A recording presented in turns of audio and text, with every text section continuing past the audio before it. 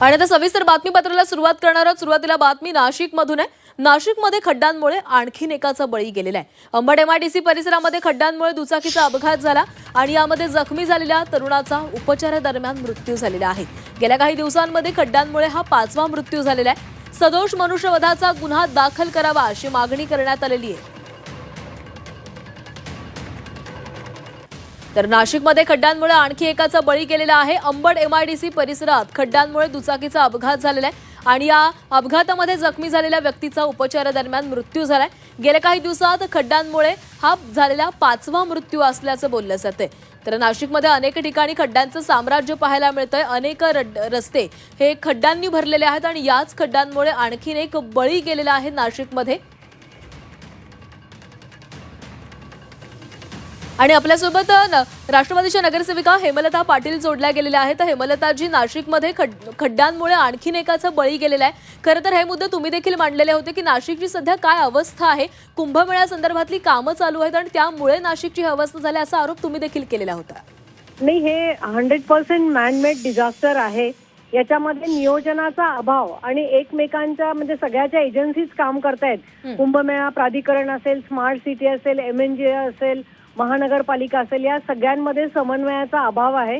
कोणतंही नियोजन न करता ऍट अ टाइम संपूर्ण शहर जे फोडलं आणि सगळे रस्ते म्हणजे गल्लीतले रस्ते आणि मेन रस्ते सगळे रस्ते फोडल्यानंतर ते ठराविक कालावधीमध्ये ते काम पूर्ण झालं नाही आणि त्यामुळे सगळीकडे खड्ड्यांचं साम्राज्य आणि पावसामुळे ते खड्डे भरलेले आहेत। नागरिकांना प्रचंड मनस्ताप होतोय आणि ज्या एजन्सीज काम करतायत त्यांनी ते सगळीकडे पाण्याच्या लाईन फोडल्यात, ड्रेनेजच्या लाईन फोडल्यात।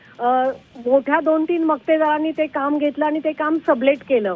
त्यामुळं क्वालिफाईड स्टाफ नाहीये, क्वालिटी वर्क अजिबात नाहीये आणि केवळ एक अधिकाऱ्यांचं बेफिकिरी आणि मक्तेदारांचा मुजोरीपणा, त्याच्यामुळे नाशिकमध्ये ही आज भयंकर परिस्थिती निर्माण झाली आहे। नक्कीच धन्यवाद हेमलताजी तुम्ही दिलेल्या या प्रतिक्रियेसाठी।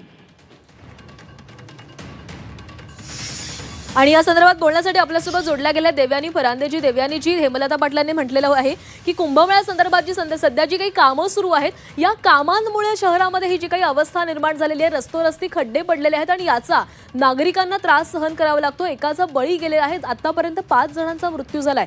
या सगळ्या विकास कामांच्या आड जर नागरिकांना त्रास सहन करावा लागत असेल तर या सगळ्याकडे कसं बघायचं?